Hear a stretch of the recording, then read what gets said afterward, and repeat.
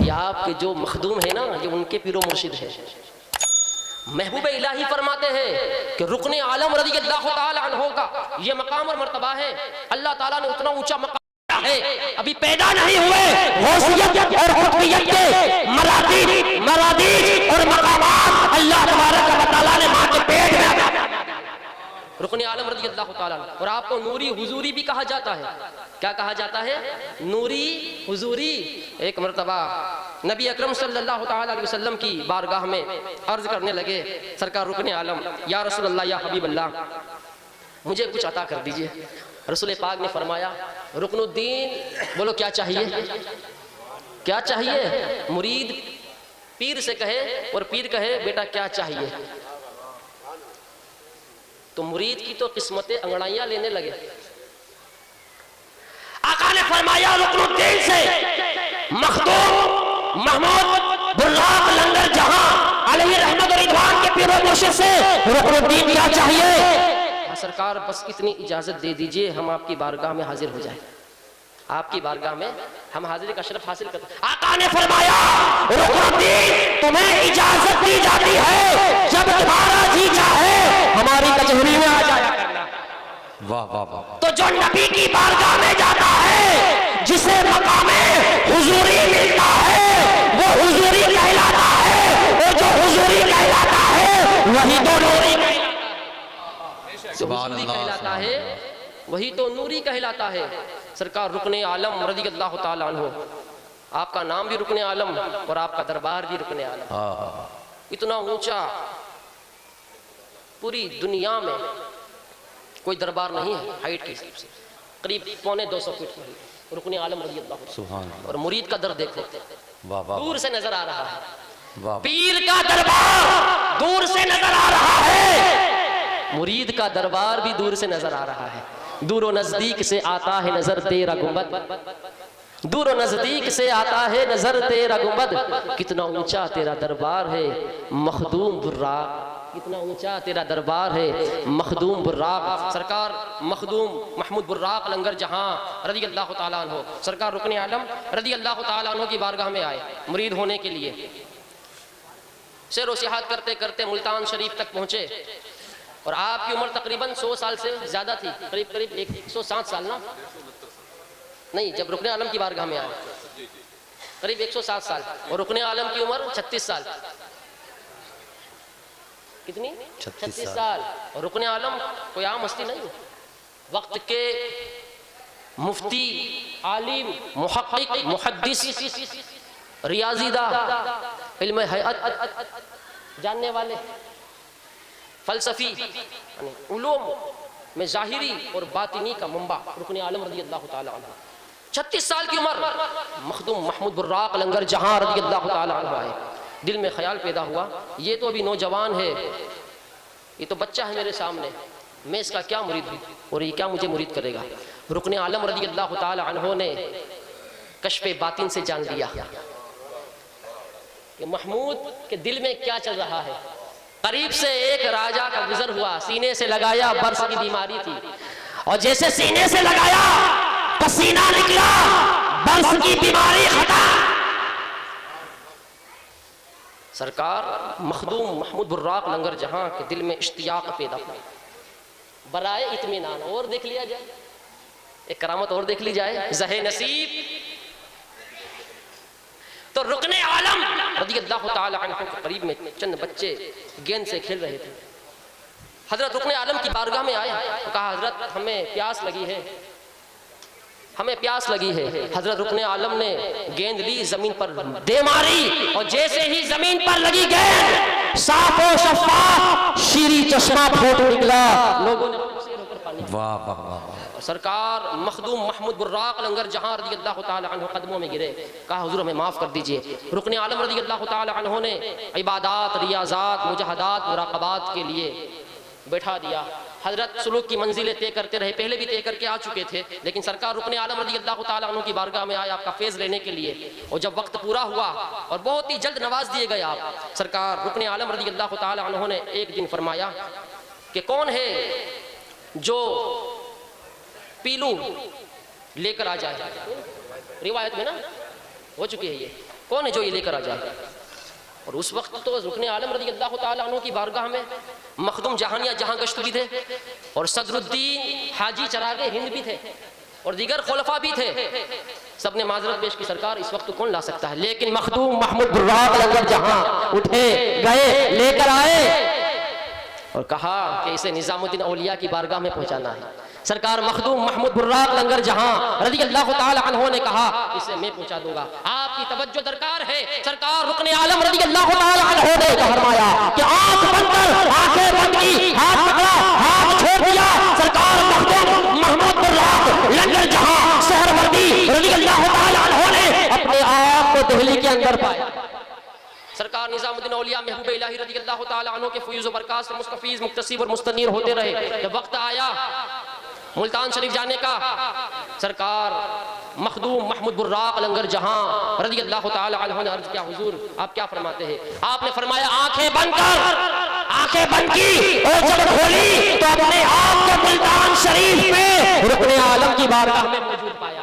سرکار رکن عالم نے فرمایا محمود برق کی طرح گئے اور آ گئے، برق کہتے بجلی کو، محمود تم براق ہو، براق کا خطاب ملا، لقب آپ کو ملا۔ سرکار مخدوم محمود براق لنگر جہاں رضی اللہ تعالی عنہ کو رکن عالم رضی اللہ تعالی عنہ نے تمام طرف فیوزات کو برکات سے نوازا، اور نواز کے بعد فرمایا کہ تم جاؤ بھوجپور والوں کو تمہاری آوشکتا ہے، تمہاری ضرورت ہے، وہاں کے لوگوں کو تمہاری ضرورت ہے، جاؤ۔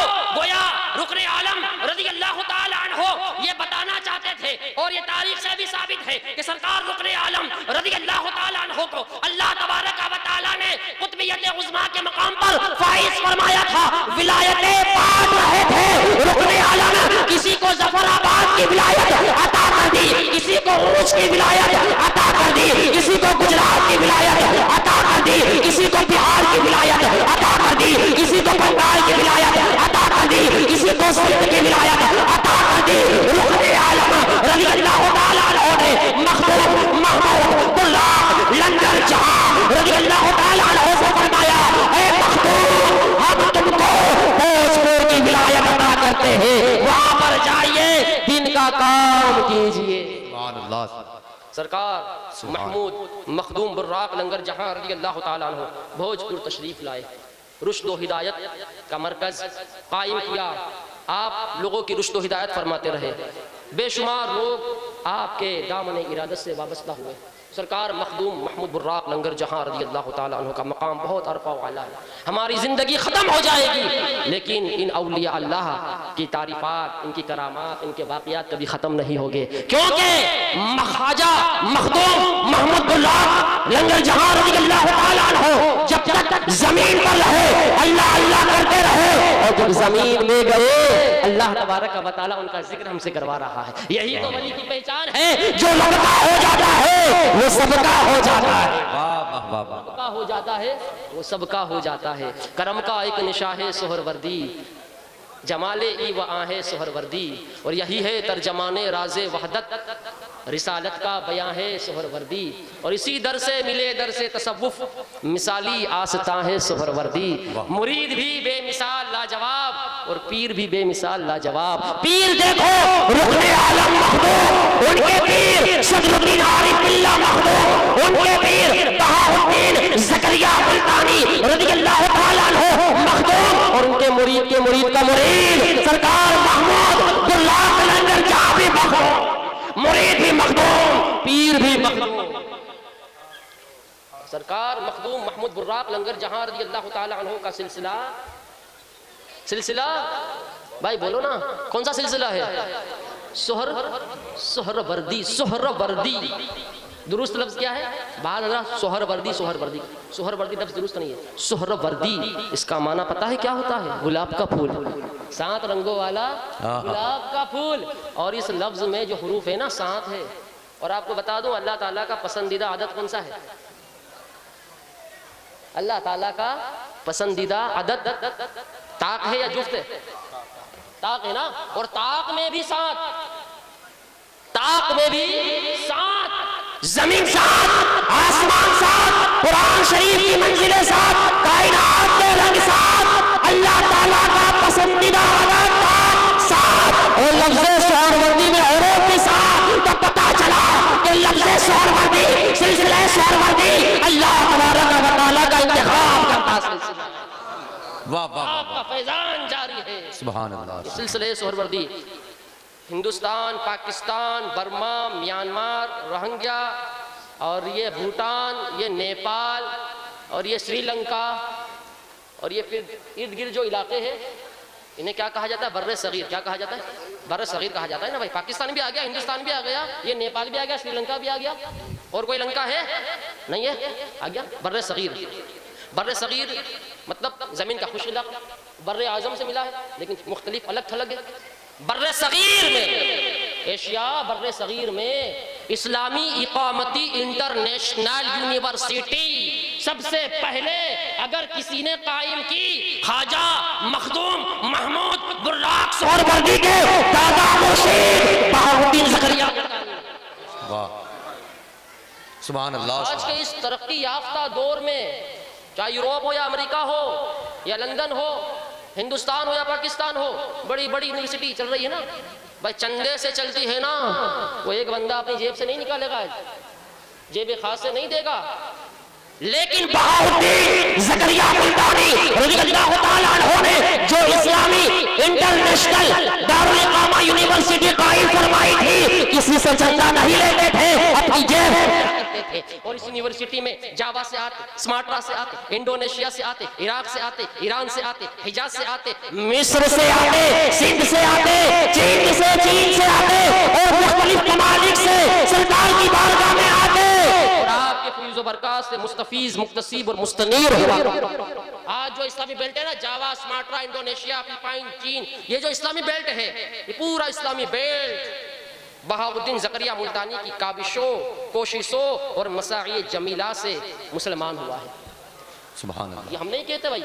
علامہ حامد سعید قاظمی صاحب جو پاکستان کے ہیں، غزالی دورہ کے صاحبزادے، وہ کہتے ہیں کہ جب میں انڈونیشیا گیا اور وہاں کے علماء سے میں نے پوچھا کہ یہ بتائیے کہ ہمارے ہندوستان جو پاکستان میں تو فتوحات ہوئی، اسلام داخل ہوا، یہاں پر کون سا بادشاہ آیا تھا، کون سا راجہ آیا تھا جس کے آنے سے فتوحات یہاں پر حاصل ہوئی اور اسلام پھیلا؟ کہا یہاں پر کوئی بادشاہ نہیں آیا تھا، یہاں کوئی راجہ نہیں آیا، یہ غیر مفتوحہ علاقہ ہے. کہا اسلام کیسے؟ کہا قاظمی صاحب تمہیں نہیں پتا، یہ تو سارا کے سارا کرم ہے ملتان کے سلطان بہاؤالدین زکریا ملتانی. ہاں وہ کیسے؟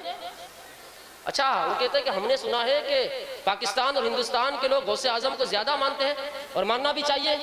میروں کے میر ہے، پیروں کے پیر ہے، روشن ضمیر ہے، ہم سب کے دستگیر ہے، ماننا چاہیے، لیکن ہم ملتان کے غوث کو اس لیے زیادہ مانتے ہیں کہ ہمیں ایمان اور اسلام بھی ان کے صدقے میں اس جامعہ نے پوری دنیا میں شہرت حاصل کر لی تھی. خواجہ محمود براق لنگر جہاں رضی اللہ تعالیٰ عنہ کے دادا مرشد بہاؤالدین زکریا ملتانی رضی اللہ تعالیٰ عنہ. عکس نور مصطفیٰ ہے سہروردی آستہ، فیض مولا مرتضیٰ ہے سہروردی آستہ، فیض مولا مرتضیٰ ہے سہروردی آستہ. اور یہ آستہ ایسا آستہ ہے کہ قادری چشتی ملے ہے، نقش بندی بھی یہاں، مجمع ہر سلسلہ ہے سہروردی آستہ، مجمع ہر سلسلہ ہے سہروردی آستہ. وقت زیادہ ہو چکا ہے اور میں چاہتا تھا کہ کوئی اور زیادہ بات کی جائے، بتایا جائے، لیکن انشاءاللہ پھر کبھی موقع ملا تو یہ ناچیز آپ کی بارگاہ میں حاضر ہوگا اور مزید گفتگو کا شرف حاصل کرے گا. کہاں کہاں جلاؤں اپنی محبتوں کے چراغ، کہاں کہاں جلاؤں اپنی محبتوں کے چراغ، وما علینا